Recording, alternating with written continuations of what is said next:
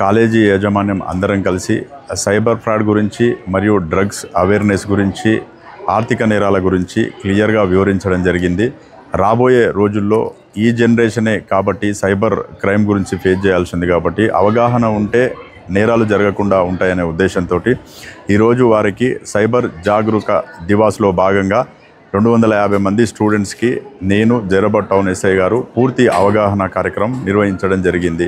అదేవిధంగా పట్టణంలో ఉన్నటువంటి ప్రజలందరూ కూడా ఈ సైబర్ క్రైమ్ పట్ల మేము చెప్పేటటువంటి సూచనలు ఎప్పటికప్పుడు పాటిస్తూ తమ యొక్క డబ్బును మరియు తమ యొక్క రిప్యుటేషన్ను కోల్పోకుండా ఉండాలని, ఏ విధమైనటువంటి సందేహాలు ఉంటే టౌన్ ఎస్ఐ గారిని కానీ నన్ను కానీ మా డిఎస్పీ గారిని కానీ సంప్రదించవలసిందిగా కోరుచున్నాం. క్లియర్ కదా?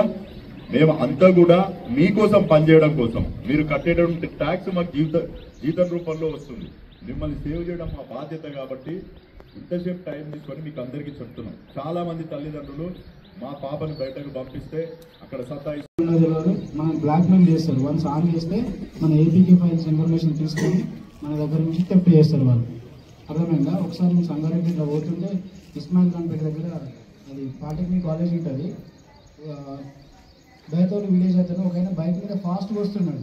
మనకి ఏం చేయాలని అర్థం కాలేదు. 45 years అట్లా ఉంటాయి. ఆపు